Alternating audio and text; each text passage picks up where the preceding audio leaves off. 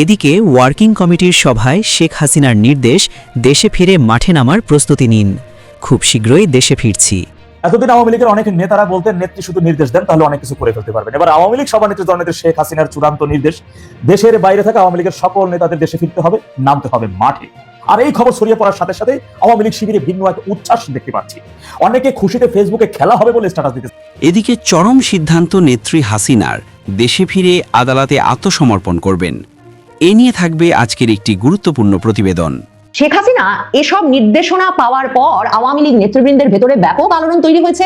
একে, তাদের সভানেত্রীর ভেতরকার আত্মবিশ্বাস তাদের ভেতর সংক্রমিত হয়েছে। আর তাদের কাছে মনে হয়েছে যেহেতু শেখ হাসিনা 5ই আগস্টের পর আগে কখনোই বলেন নাই যে দেশে ফিরে যাওয়ার পরিস্থিতি তৈরি হয়েছে, দেশে ফিরে যাওয়ার মানসিক বাস্তবিক আইনি প্রস্তুতি নেওয়া শুরু করা দরকার। কাজেই এই পরামর্শটি, এই যে শীর্ষ নেতৃবৃন্দের সভায় শেখ হাসিনার এই নির্দেশনাকে অত্যন্ত ইঙ্গিতবাহী বলে এবং ইতিবাচক বলে আওয়ামী লীগের শীর্ষ নেতৃবৃন্দ মনে করে। এদিকে 32 নম্বরের বাড়ি ভাঙচুরের ঘটনায় ডক্টর ইউনূসের নামে মামলার ঘোষণা।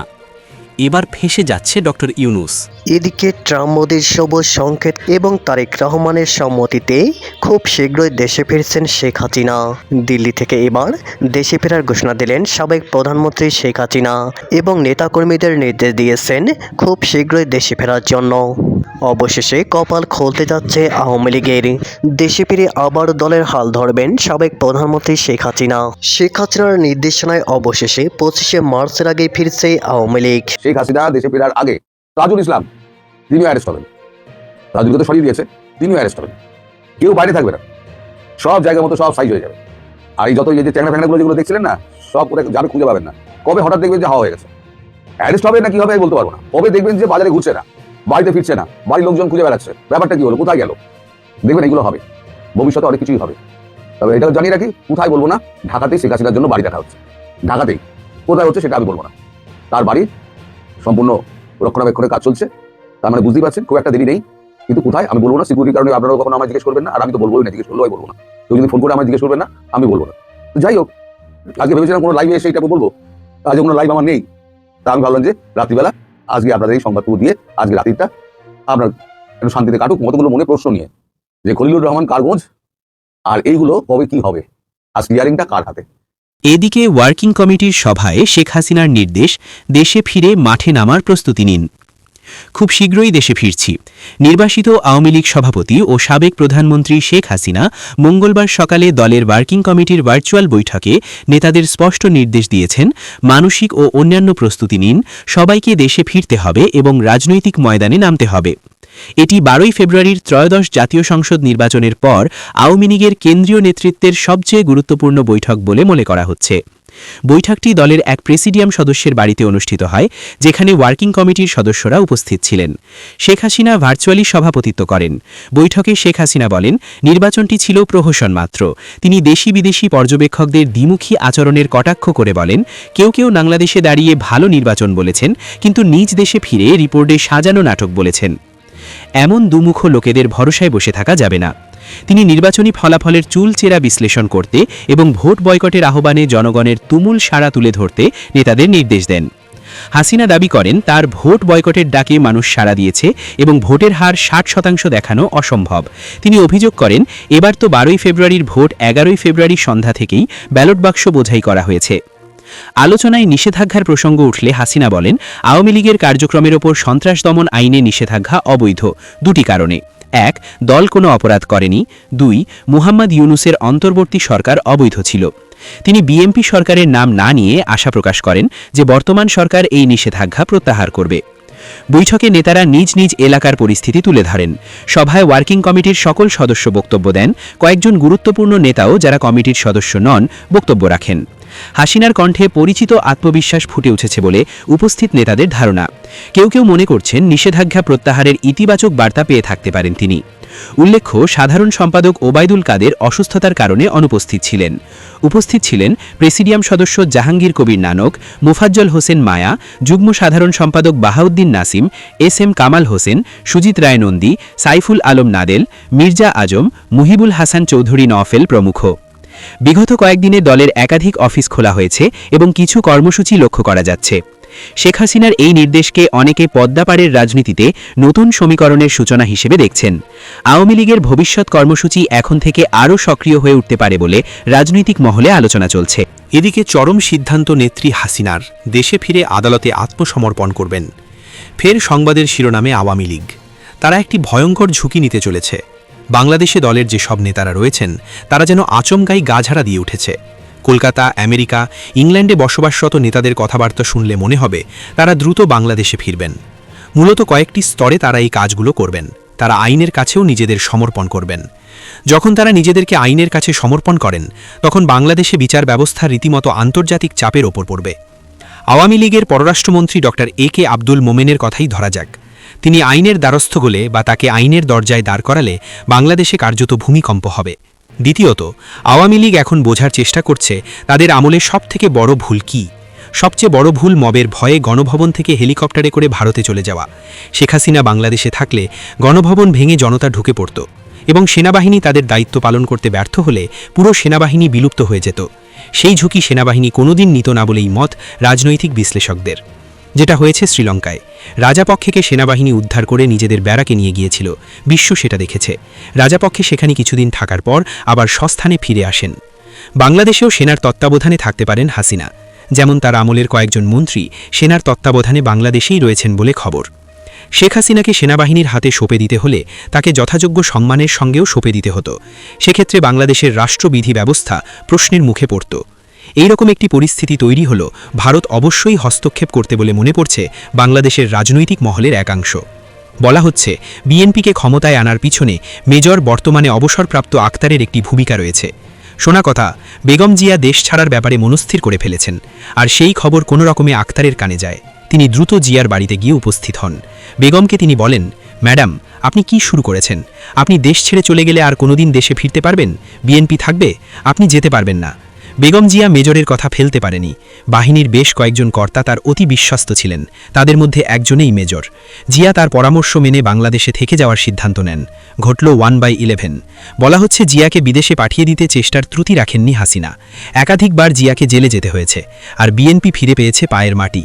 জেল থেকেও তাকে বিদেশে পাঠানোর জন্য প্রস্তাব দেওয়া হয়েছিল একাধিকবার। তিনি বিদেশে যেতে রাজি হননি। আজ বিএনপি ক্ষমতায় আসীন হওয়ার পিছনে বাংলাদেশে জিয়ার দীর্ঘ সময় থেকে যাওয়ার সিদ্ধান্ত অনুঘটকের মতো কাজ করেছে। তিনি বিদেশে গেলে তাকে জেলে যেতে হতো না। বেগম জিয়ার দেশে থাকা, জেলে যাওয়া এবং মৃত্যু তারেক রহমানকে ক্ষমতায় বসিয়েছে। তবে আওয়ামী লীগের বেশ কয়েকজন প্রথম সারির নেতা কিন্তু বাংলাদেশে রয়ে গিয়েছেন। কয়েকজন রয়েছে জেলে। এরা প্রত্যেকে পোড়া খাওয়া নেতা। এরা একসঙ্গে মাঠে নামলে আওয়ামী লীগের ফিরে আসাটা শুধুমাত্র সময়ের অপেক্ষা। এদিকে ৩২ নম্বরের বাড়ি ভাঙচুরের ঘটনায় ডক্টর ইউনূসের নামে মামলার ঘোষণা। এবার ফেঁসে যাচ্ছে ডক্টর ইউনূস। ঢাকা বিশ্ববিদ্যালয়ের আইন বিভাগের অধ্যাপক শেখ হাফিজুর রহমান কার্জন অধ্যাপক ডক্টর মোহাম্মদ ইউনূস ও তার নেতৃত্বাধীন সরকারের সাবেক উপদেষ্টাদের বিরুদ্ধে মামলা করার ঘোষণা দিয়েছেন। সম্প্রতি একটি অনলাইন অনুষ্ঠানে তিনি একথা জানান। অধ্যাপক কার্জন বলেন, সংবিধান লঙ্ঘন, রাষ্ট্রীয় সার্বভৌমত্ব বিপন্ন করা এবং যুক্তরাষ্ট্রের সঙ্গে সম্পাদিত কিছু চুক্তির বিষয়ে আইনি চ্যালেঞ্জ তোলার প্রস্তুতি নেওয়া হচ্ছে। তার দাবি, এসব বিষয়ে আদালতের মাধ্যমে প্রতিকার চাওয়া হবে। তিনি আরও জানান, জাতির পিতা বঙ্গবন্ধু শেখ মুজিবুর রহমানের ৩২ নম্বরের বাড়িতে ভাঙচুরের ঘটনাকে কেন্দ্র করেও পৃথক মামলা করা হবে। সেখানে সংরক্ষিত গুরুত্বপূর্ণ নথি ও প্রমাণ নষ্ট হওয়ার অভিযোগ তদন্তের দাবি করেন তিনি। সংশ্লিষ্ট ঘটনায় আইন শৃঙ্খলা বাহিনীর ভূমিকা নিয়েও প্রশ্ন তোলেন তিনি। গত ১.৫ বছরে ১৩৩টি অধ্যাদেশ জারির বিষয়টিকেও অস্বাভাবিক বলে মন্তব্য করেন অধ্যাপক কার্জন। তার ভাষ্য, এত বিপুল সংখ্যক অধ্যাদেশ জারি করা নজিরবিহীন এবং এর অনেকগুলোর আইনি বৈধতা নিয়ে প্রশ্ন রয়েছে। তবে এ বিষয়ে সংশ্লিষ্টদের পক্ষ থেকে আনুষ্ঠানিক কোনো প্রতিক্রিয়া পাওয়া যায়নি। এতদিন আওয়ামী লীগের অনেক নেতারা বলতেন নেত্রী শুধু নির্দেশ দেন তাহলে অনেক কিছু করে ফেলতে পারবেন। এবার আওয়ামী লীগ সভানেত্রী দলনেত্রী শেখ হাসিনার চূড়ান্ত নির্দেশ, দেশের বাইরে থাকা আওয়ামী লীগের সকল নেতাদের দেশে ফিরতে হবে, নামতে হবে মাঠে। আর এই খবর ছড়িয়ে পড়ার সাথে সাথে আওয়ামী লীগ শিবিরে ভিন্ন এক উচ্ছ্বাস দেখতে পাচ্ছি।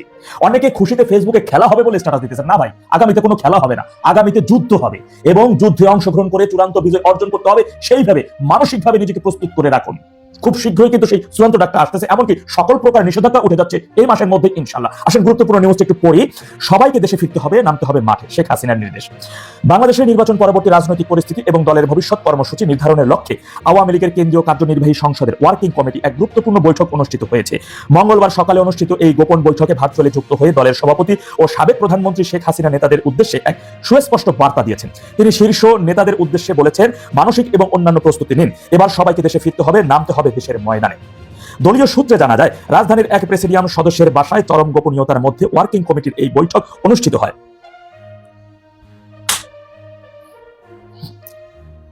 ভারতে অবস্থানরত শেখ হাসিনা দিল্লি থেকে ভার্চুয়ালি এই বৈঠকে সভাপতিত্ব করেন।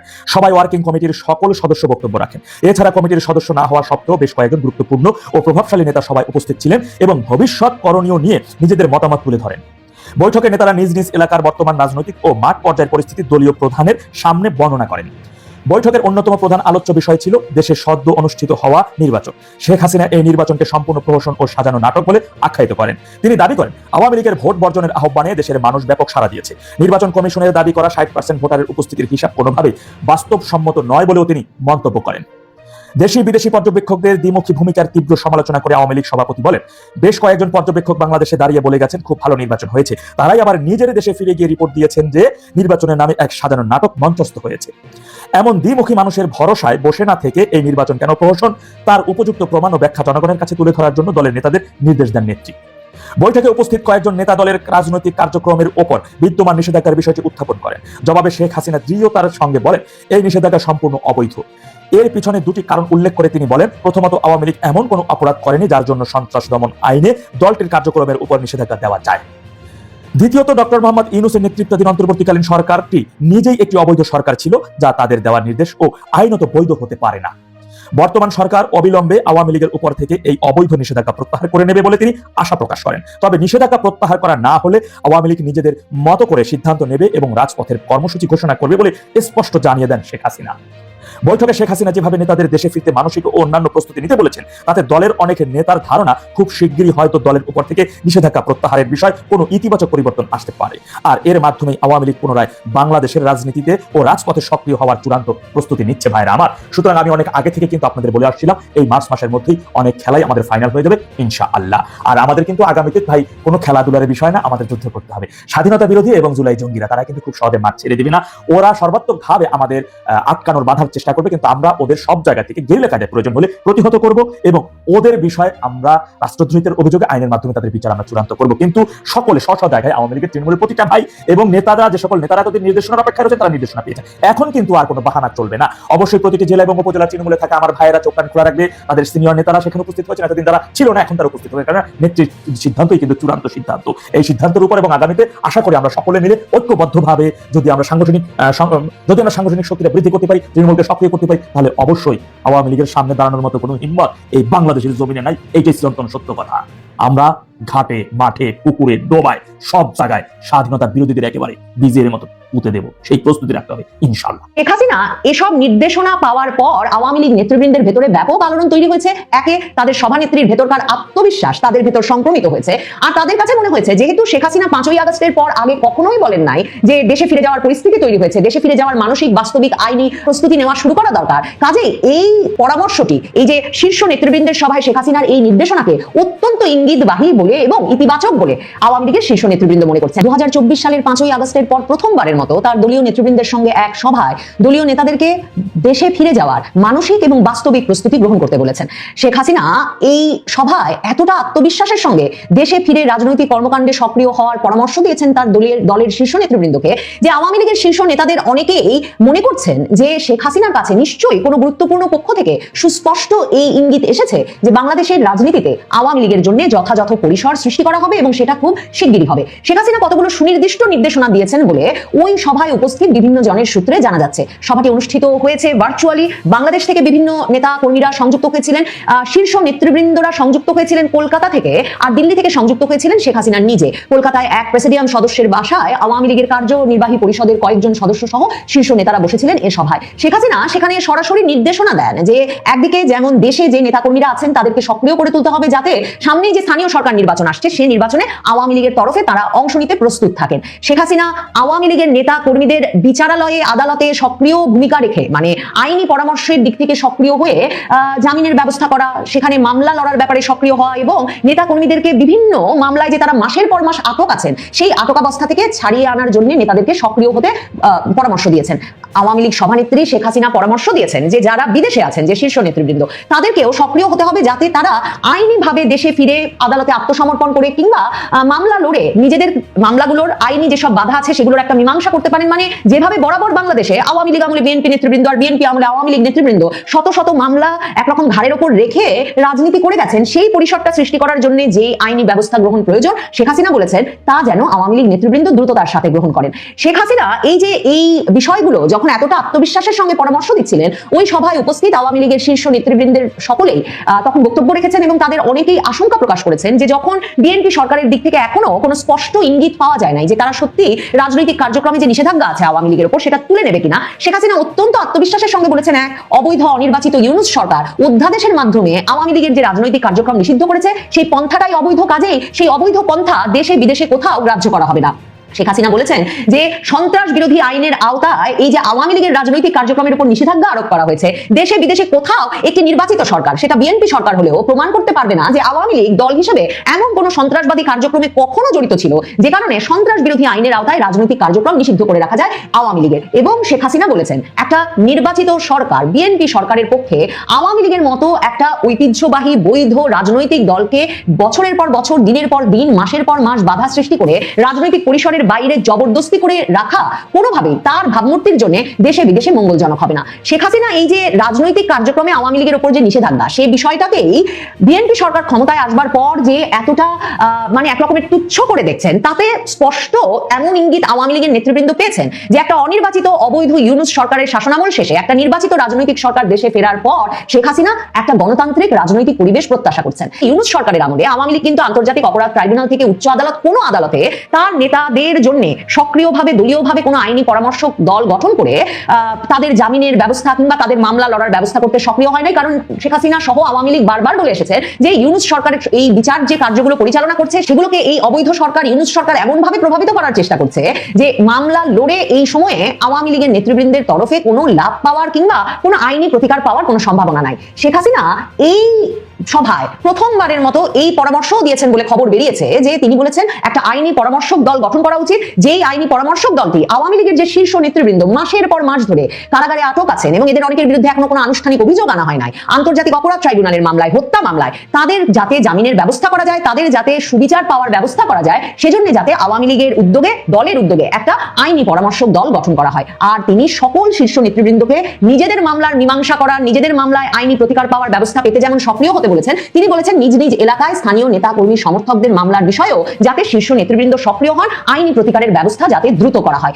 শেখ হাসিনা এসব নির্দেশনা পাওয়ার পর আওয়ামী লীগ নেতৃবৃন্দের ভেতরে ব্যাপক আলোড়ন তৈরি হয়েছে। একে তাদের সভানেত্রীর ভেতরকার আত্মবিশ্বাস তাদের ভেতর সংক্রমিত হয়েছে, আর তাদের কাছে মনে হয়েছে যেহেতু শেখ হাসিনা 5ই আগস্টের পর আগে কখনোই বলেন নাই যে দেশে ফিরে যাওয়ার পরিস্থিতি তৈরি হয়েছে, দেশে ফিরে যাওয়ার মানসিক বাস্তবিক আইনি প্রস্তুতি নেওয়া শুরু করা দরকার, কাজেই এই পরামর্শটি, এই যে শীর্ষ নেতৃবৃন্দের সভায় শেখ হাসিনার এই নির্দেশনাকে অত্যন্ত ইঙ্গিতবাহী বলে এবং ইতিবাচক বলে আওয়ামী লীগের শীর্ষ নেতৃবৃন্দ মনে করছেন। দেখেন, শেখ হাসিনা কিন্তু কোনো ডেডলাইন দেন নাই, শেখ হাসিনা বলেছেন দ্রুত, কিন্তু শেখ হাসিনা বলেন নাই এ মাসের মধ্যে, আগামী মাসের মধ্যে, 3 মাসের মধ্যে। কিন্তু বাংলাদেশের শীর্ষস্থানীয় পত্রিকা আমার দেশ, পরিচিতি যার আওয়ামী বিরোধী সংবাদপত্র হিসেবে নিশ্চিতভাবে সম্পাদক মাহমুদুর রহমানের আমার দেশ পত্রিকা স্পষ্ট করে শিরোনাম করছে যে 26শে মার্চ ঘিরে প্রত্যাবর্তনের ছক কষছে নিষিদ্ধ আওয়ামী লীগ। এবং আমার দেশ পত্রিকা বলছে যে শেখ হাসিনার নির্দেশনায় এই যে 12ই ফেব্রুয়ারির নির্বাচনের দিন থেকে আওয়ামী লীগ নেতা কর্মী সমর্থকেরা সারা দেশে বিভিন্ন জায়গায় আওয়ামী লীগ কার্যালয় খুলে সেখানে শেখ হাসিনা বঙ্গবন্ধুর ছবি লাগিয়েছে, স্লোগান দিয়েছে, সেসব ছবি ভিডিও আবার সামাজিক যোগাযোগ মাধ্যমে প্রচার করেছে।